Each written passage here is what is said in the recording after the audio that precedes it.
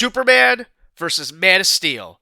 I'm sure this will not be a controversial topic.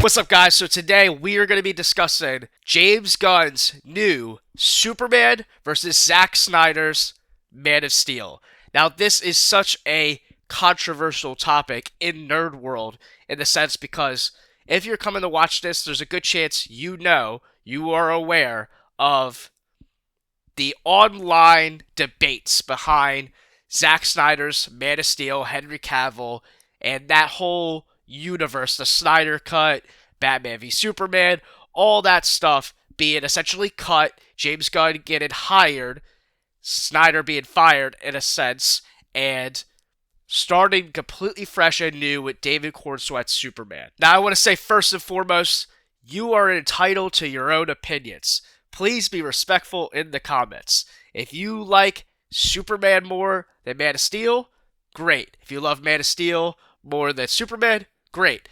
And I think better yet, if you like both, you are probably in the best situation possible. So I respect all of you guys, especially those that love both of them. But my opinion is I like Superman so much more than Man of Steel. I have never been a big Man of Steel fan. I already see it. Snyder Cult fans going crazy in the comment section. Hear me out. Again, I respect if you like Zack Snyder's vision and blah, blah, blah. I am someone you will hear on my channel constantly if you followed for any bit of time, or if you decide to subscribe and see me in the future. I do not care for origin stories majority of the time. I love Sam Raimi's Spider-Man, and I love Batman Begins. Most of the time, I just want to get straight to the action. I just want to move on, and I don't really care about rewatching sequels. I think rewatchability is a big factor for me. And Man of Steel's origin story, although it is a solid origin story, it's very slow. It's very, dare I say, boring to go through that origin story and want to rewatch Superman become Superman. I also just think that in comparison, Man of Steel is dull, it is gray, it is just lacking what the character is supposed to be, someone who embodies hope and just spirit, and that's what this Superman did. This Superman just embodied hope. He is colorful, he's vibrant, he is caring about every living creature, he is trying to save not just human beings, he's not trying to save just dogs that are in the streets, but he's even flying and saving little squirrels from being crushed. That is Superman. Now, don't get me wrong, I think Henry Cavill's Superman was a solid Superman, and he was just working in the world of what he is. He is kind of a missed opportunity. I do think he could have been any Superman he wanted to be, but in Zack Snyder's universe, he was set up to be more of a dark, gritty, more of a Batman-like Superman. And you guys have probably heard the critiques a million times. There's so many things that he does wrong, and that was before I was even like really that big of a Superman fan and this and that, but I always thought it was weird that when Clark Kent in Man of Steel just lets his father die and his dad just puts his hand up like, nope, it's all good, I don't want you to, well, blah, blah, blah. That is ridiculous. Superman has the ability to save him. He should not let his father, who raised him all these years, die. The way they portrayed him, and then you watch in Superman his new relationship with Pa Kent and all that, showing that he loves those parents and his parents deeply love him, and that they would never raise him to not want to care about every living being, is ridiculous. Now, it's not that Man of Steel, Henry Cavill Superman, didn't want to save people. He did want to save people, but he didn't care about every minute detail, right? He's crashing through buildings, there's destruction, there's chaos, and granted, that's just the way the stories wrote, and you can argue, like, well, what was he supposed to do? Zod's throwing him through buildings and blah, blah. There's just so many little details in Superman that James Gunn made a point to prevent those kind of things. He made it to where he had the entire city evacuate when Lex Luthor had the city split in half. He made sure all the people left the area. And then when one got left behind, the lady was about to get crushed in the car, Superman comes in and saves the day, and he holds on to that building, giving her just enough time to drive off.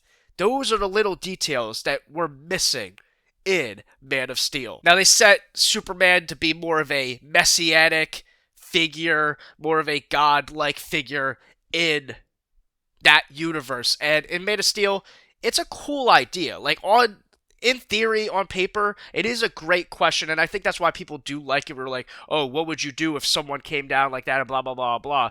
I get it.